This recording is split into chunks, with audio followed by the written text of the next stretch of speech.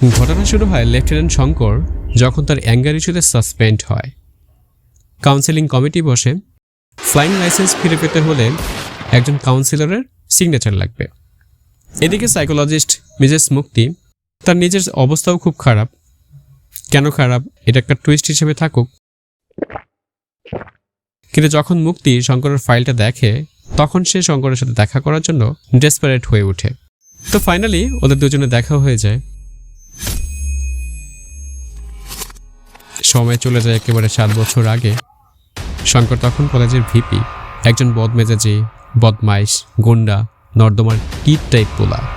Gang নিয়ে ঘুরে বেড়ায়, কলেজের পোলামানের পেছনে লেগে থাকে। ওই সময় মুক্তি পিএইচডির জন্য কয়েক বছর ধরে ট্রাই করছে, কিন্তু পাস করতে পারছে না। পিএইচডির বিষয় হচ্ছে human behaviour, violent men type কিছু একটা ঘটনাক্রমে দুজনের দেখা হয়ে যায়। থাপ্পড় খেলা চলে। তারপর দুজন একসাথে বিড়ি ফুঁকতে ফুঁকতে ডিল করতে বসে। মুক্তির টার্গেট শঙ্করের বিহেভিয়ার ভালো করে দেখাবে কলেজ কর্তৃপক্ষকে, যাতে পিএইচডি পেপার পাস করাতে পারে। আর শঙ্করের কথা মুক্তি যা বলবে সবই সে করে দেখাবে যদি মুক্তি শঙ্করের সাথে প্রেম করে। কিন্তু মুক্তির কথা হচ্ছে শঙ্করের সাথে তার প্রেম হওয়ার সম্ভাবনা একেবারে 0%, কিন্তু পিএইচডির জন্য প্রেমের অভিনয়টা করে ফেলতে পারে।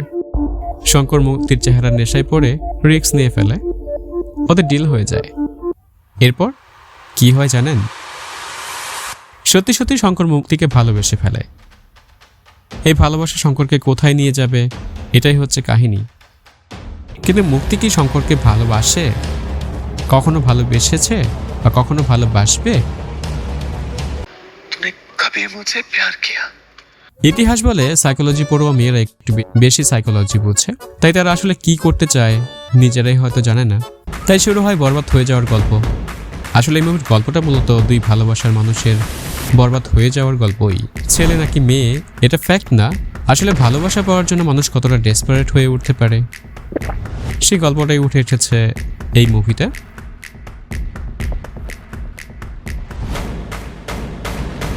মুভির ফার্স্ট হাফ ওয়েল রিটেন, চমৎকার বিল্ড আপ। জাস্ট ফার্স্ট হাফের শেষের দিকটা যখন শ্বশুর জামাইয়ের ব্যাপারটা চলে আসে সেটা বড্ড ক্লিশে হয়ে গেছে। সেকেন্ড হাফের বেশ কিছু সিকোয়েন্স অসাধারণ বললে ভুল হবে না, তোর গায়ে কাটা দেবে। আবার সেকেন্ড হাফের বেশ কিছু ভুলও ছিল। তো এই সব কিছু নিয়ে বিস্তারিত আলাপ আরেকদিন করা যাবে।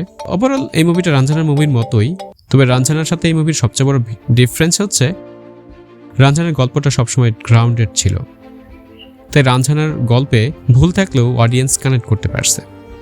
কিন্তু তেরে ইক্স মে মুভির গল্পটা আকাশে উঠে যায়, একেবারে বিগ স্কেলের একটি গল্প ছিল, তাই অনেক ক্ষেত্রে অডিয়েন্স ইমোশনালি কানেক্ট করতে পারে না। আসলে এই মুভির যে গল্প তাতে এত বড় স্কেল দরকার ছিল না, এমনিতেই দৌড়াইতো।